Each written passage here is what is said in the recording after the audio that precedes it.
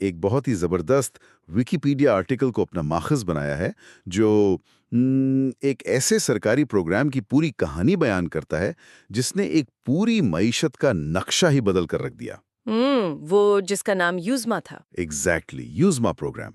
تو ہماری آج کی اس گفتگو کا مقصد یہ سمجھنا ہے کہ کس طرح 1993 میں شروع ہونے والی ایک بظاہر ناممکن سی حکومتی پالیسی نے ایک عالمی معیار کا معاشی ایکو سسٹم کھڑا کر دیا۔ صحیح۔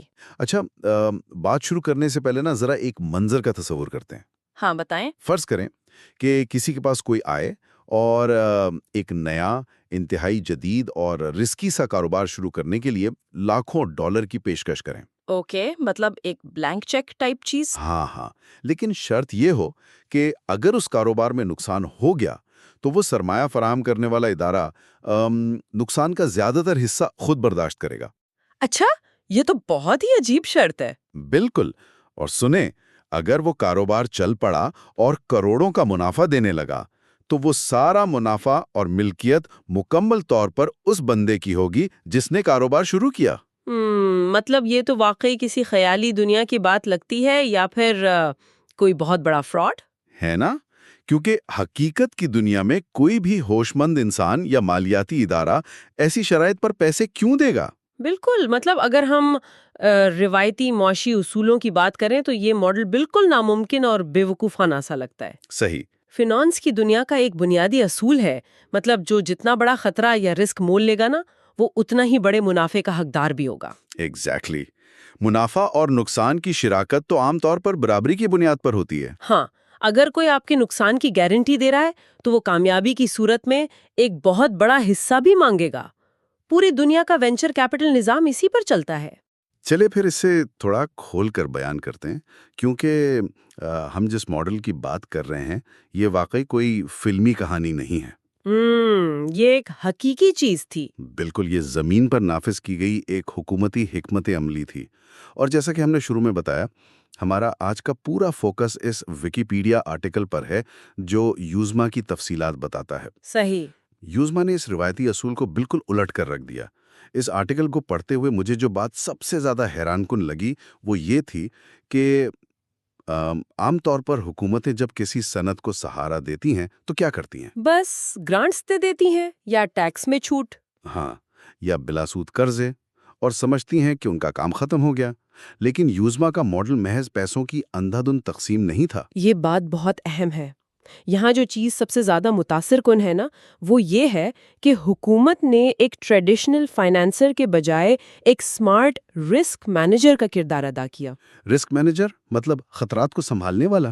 بالکل، انہوں نے سمجھ لیا تھا کہ ٹیکس چھوٹ یا قرضے اس مسئلے کا حل نہیں ہے۔ مسئلہ یہ نہیں تھا کہ مارکیٹ میں پیسہ نہیں تھا۔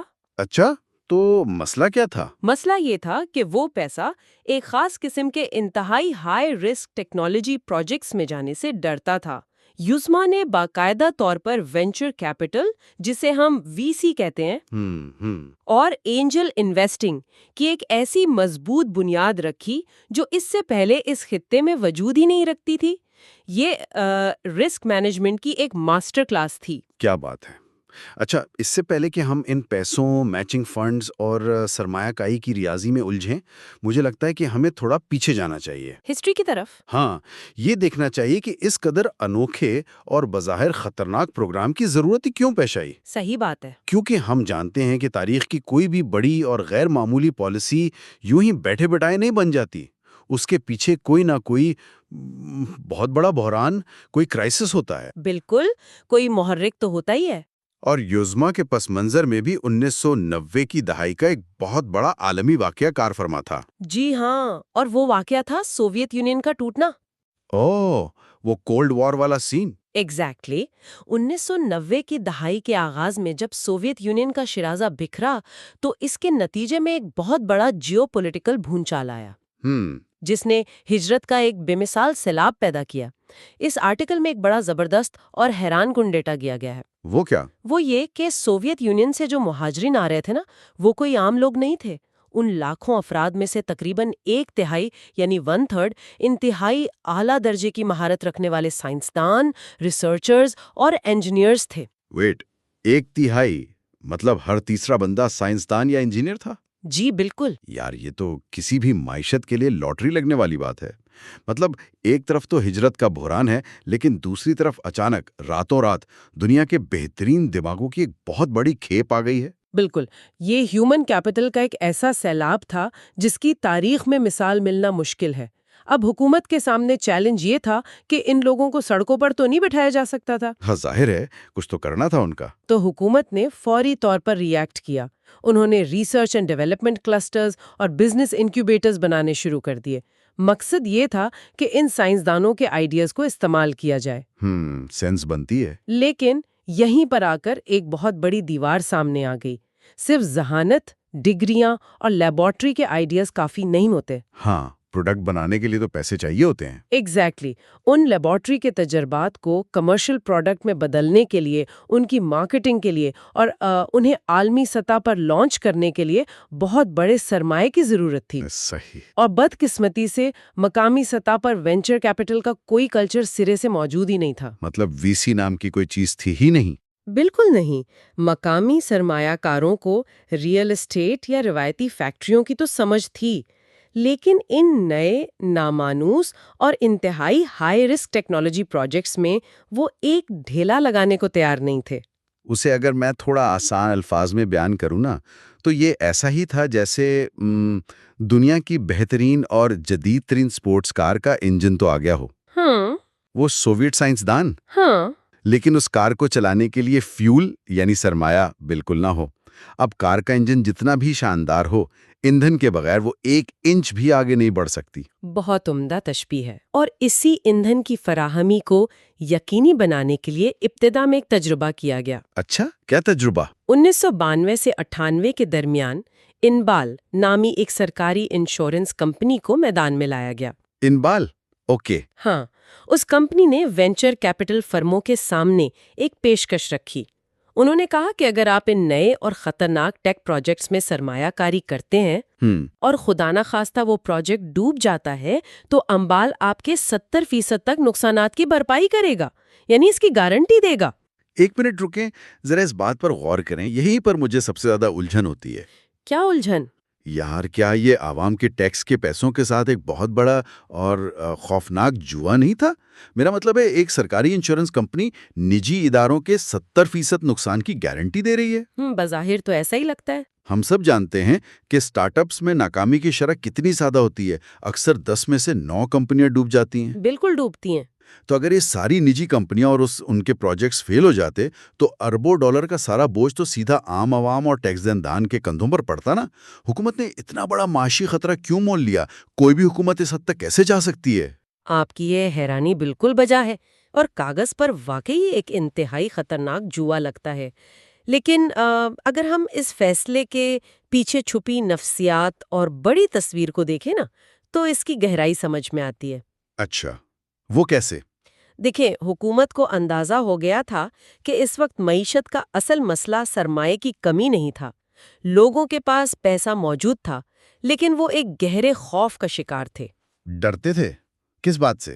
وہ خوف یہ تھا کہ ہائی ٹیک انڈسٹری ایک بالکل نیا میدان ہے، ہمیں اس کی سمجھ نہیں ہے اور ہمارا سارا پیسہ ڈوب جائے گا. حکومت کا اصل ہدف اس ناکامی کے خوف کو سرمایہ کاروں کے ذہن سے کھرچ کے نکالنا تھا. اوہ، یعنی مائنڈ سیٹ بدلنا تھا. ایگزیکٹلی. جب انبال نے 70% نقصان کی ذمہ داری اپنے سر لے لی تو نجی سرمایہ کاروں کو لگا کہ اب ان کا خطرہ صرف 30% رہ گیا ہے اور اس نفسیاتی حربے نے کام کیا. کیا بات ہے! وہ سرمایہ جو مارکیٹ میں منجمد ہو کر بیٹھا تھا وہ اچانک حرکت میں آ گیا. حکومت جانتی تھی کہ کچھ کمپنیاں ضرور ڈوبیں گی، لیکن جو چند کمپنیاں کامیاب ہوں گی وہ اس پورے نقصان کا ازالہ کر دیں گی. انہوں نے جان بوجھ کر ایک شاک ایبزاربر کا کردار ادا کیا. صحیح. مطلب یہ ساری گیم سائیکالوجی کی تھی.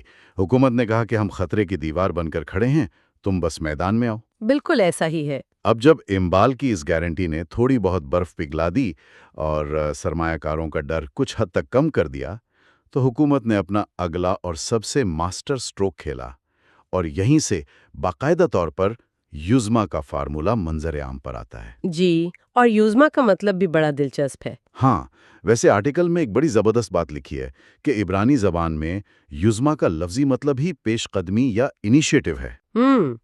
इनिशिएटिव लेना। और जब हम इसकी तफसील देखते हैं तो लगता है कि इस प्रोग्राम ने वाकई अपने नाम की लाज रखी। बिल्कुल रखी, क्योंकि देखें इम्बाल तो सिर्फ एक इंश्योरेंस की हद तक था, लेकिन यूज़मा एक मुकम्मल मालियाती और स्ट्रक्चरल प्रोग्राम था। अब जरा इसके तकनीकी ढांचे को तफसील से समझते हैं कि उसने काम कैसे किया। हाँ, जरा इसकी रियाजी समझाएं कि पैसे कैसे तकसीम हुए। हुकूमत ने इस पेशकदमी के लिए कुल $100 मिलियन का बजट मुख्तस किया। अब ये $100 मिलियन कैसे तकसीम हुए? इस रकम को 2 हिस्सों में तोड़ा गया। ओके। $20 मिलियन तो बराह रास्त एक सरकारी फंड में रख दिए गए, जिसे यूज़मा फंड का नाम दिया गया, ताकि हुकूमत खुद भी डायरेक्ट कुछ कंपनियों में सरमायाकारी कर सके। ठीक है, यानी 20% उनके पास रहा।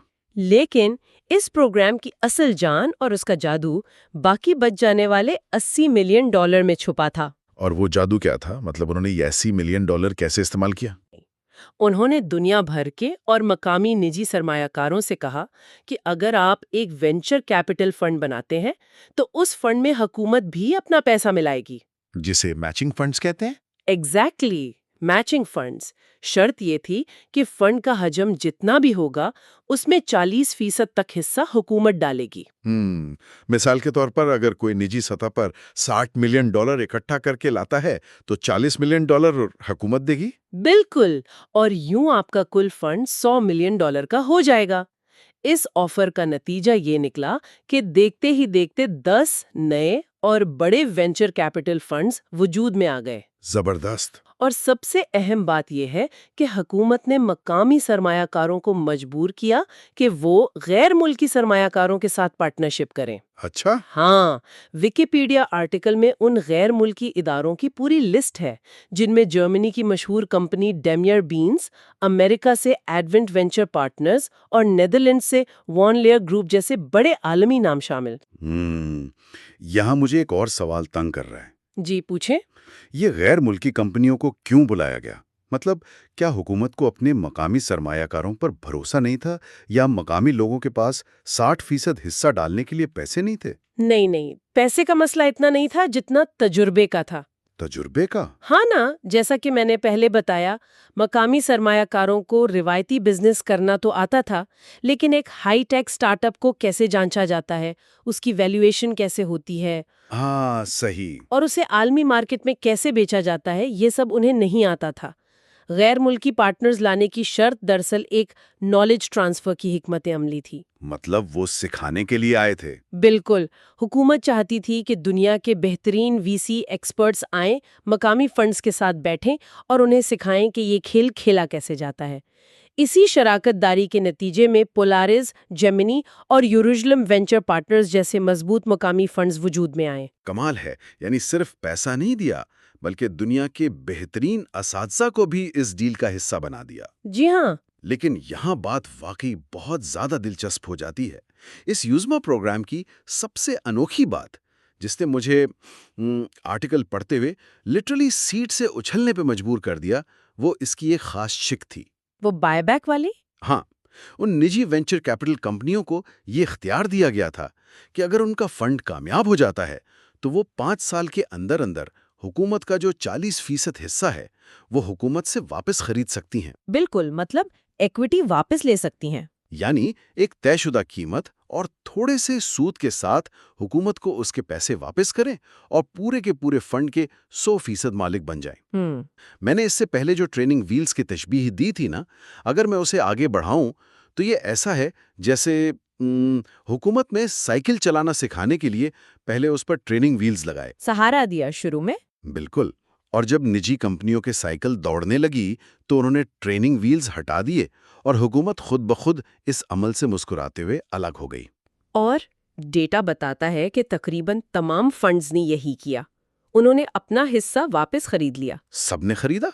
हाँ, हत्ता के 1997 में तो खुद इस सरकारी योजना फंड की भी निजकारी कर दी गई और वो एक प्राइवेट योजना ग्रुप बन गया। वाओ। और इस हिकमत अमली के जो नताइज निकले ना, वो आज तक मालियाती दुनिया में एक کیس سٹڈی کے طور پر پڑھائے جاتے ہیں۔ ہاں، وہ نمبرز بتائیں۔ اس آرٹیکل کے مطابق ان ابتدائی 10 یوزما فنڈز نے مل کر کل 217 مختلف ہائی ٹیک کمپنیوں میں سرمایہ کاری کی۔ 217؟ ٹھیک ہے۔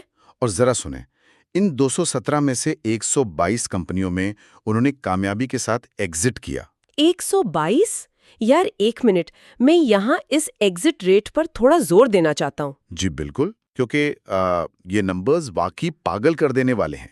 122 کامیاب ایگزٹس کا مطلب ہے تقریباً 56% کی کامیابی کی شرح۔ جو کہ بہت زیادہ ہے۔ بہت زیادہ۔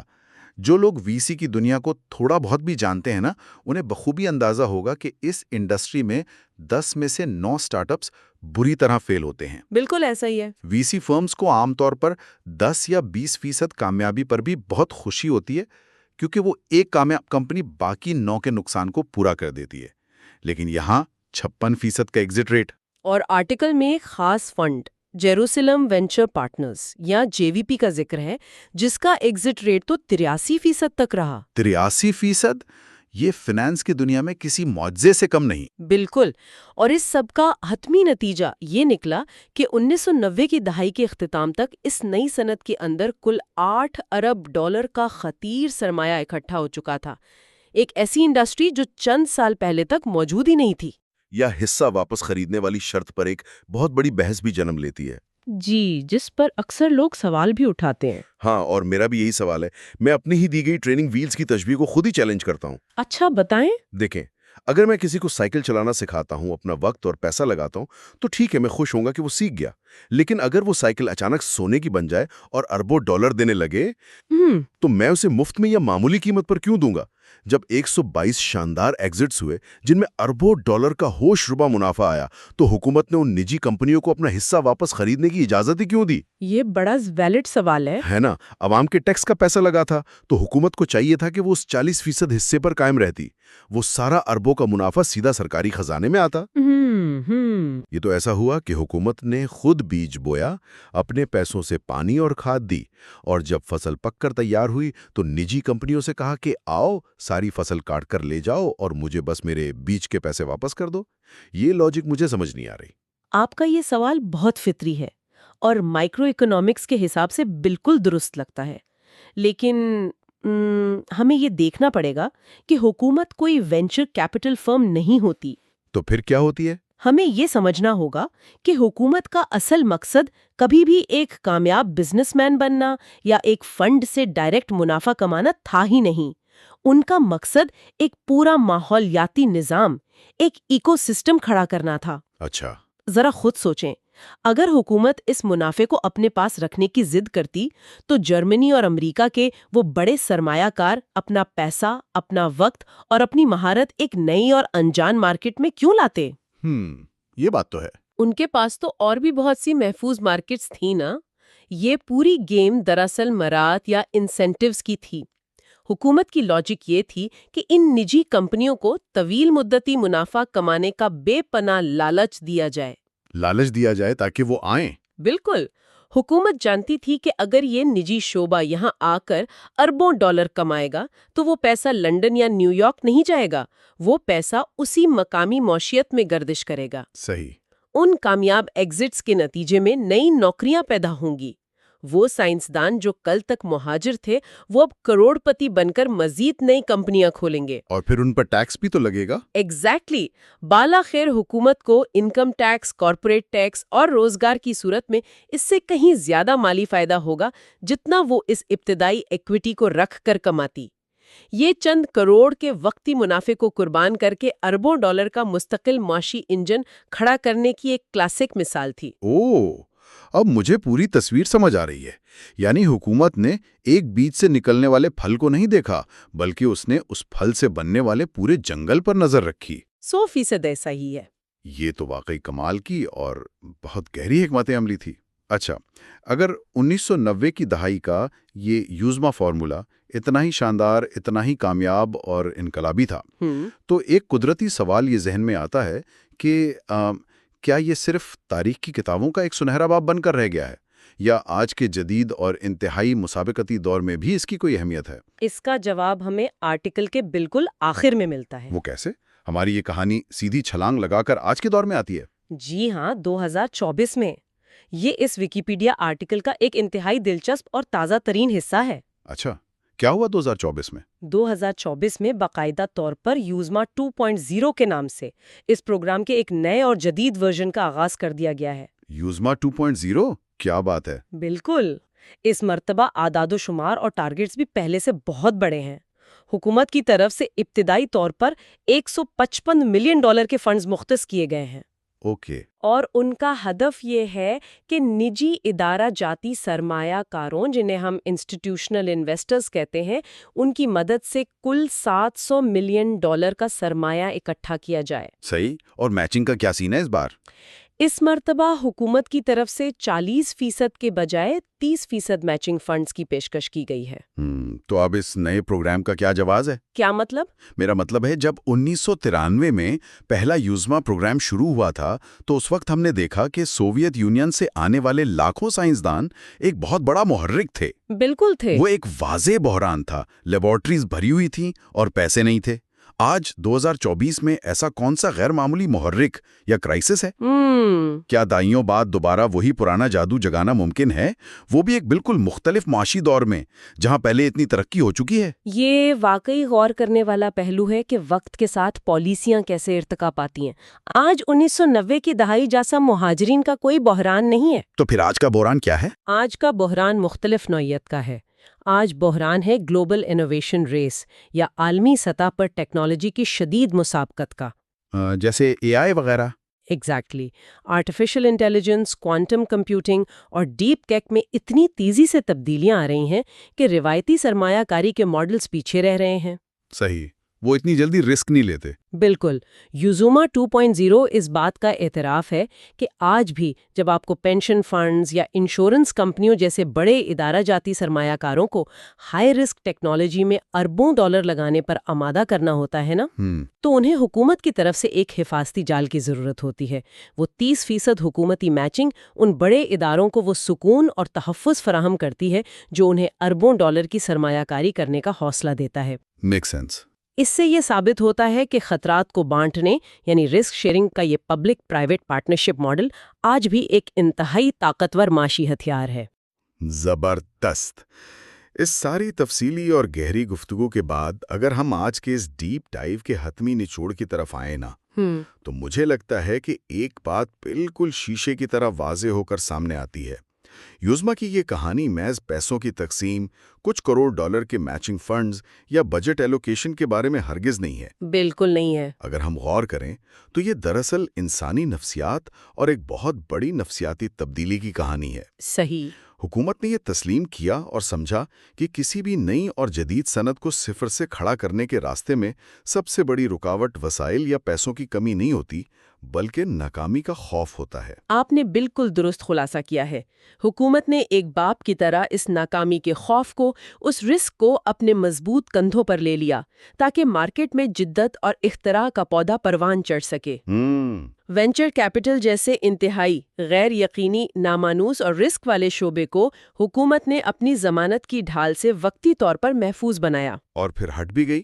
بالکل۔ سب سے کمال کی بات جو مجھے لگتی ہے وہ یہ ہے کہ جب وہ انڈسٹری اپنے پیروں پر کھڑی ہو گئی تو حکومت نے لالچ میں آ کر اقتدار یا کنٹرول سے چمٹے رہنے کے بجائے انتہائی سمجھداری اور خاموشی سے نجکاری کر کے خود کو اس عمل سے الگ کر لیا۔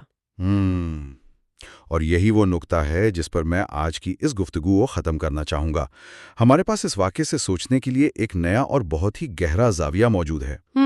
وہ کیا؟ ذرا اس بات پر دل سے غور کیا جائے کہ اگر کسی بھی معیشت یا کسی بھی نئی صنعت سے صرف اور صرف نقصان کا خوف عارضی طور پر نکال دیا جائے، صحیح، اور حکومت محض چند سالوں کے لیے نقصان سہنے والی ایک مضبوط ڈھال بن کر سامنے آ جائے، تو یوزما کی یہ تاریخی مثال ہمیں بتاتی ہے کہ محض ایک دہائی کے اندر 8 ارب ڈالر جیسی دویہیکل اور گلوبل انڈسٹری کو بالکل صفر سے کھڑا کیا جا سکتا ہے۔ واقعی مائنڈ بلوئنگ ہے۔ یہ ایک ایسی حقیقت ہے جو ہمیں اس بات پر شدت سے غور کرنے کی دعوت دیتی ہے کہ ہماری یا کسی بھی خطے کی ترقی کے راستے میں اصل رکاوٹ کیا واقعی وسائل، ٹیلنٹ اور پیسوں کی کمی ہے، یا پھر اصل رکاوٹ صرف اور صرف خوف کی قیمت ہے جسے ادا کرنے کے لیے نہ کوئی فرد تیار ہوتا ہے، نہ ادارے اور نہ ہی حکومتیں؟ یہ ایک ایسا چپتا ہوا سوال ہے جو یقیناً مزید کھوج لگانے کا متقاضی ہے۔ اور اسی سوال کے ساتھ ہم آج کا ڈیپ ڈائیو ختم کرتے ہیں۔ جی بالکل، مجھے امید ہے کہ آج کے اس جائزے کے بعد یہ سوال دیر تک آپ سب کے ذہنوں میں گونجتا رہے گا۔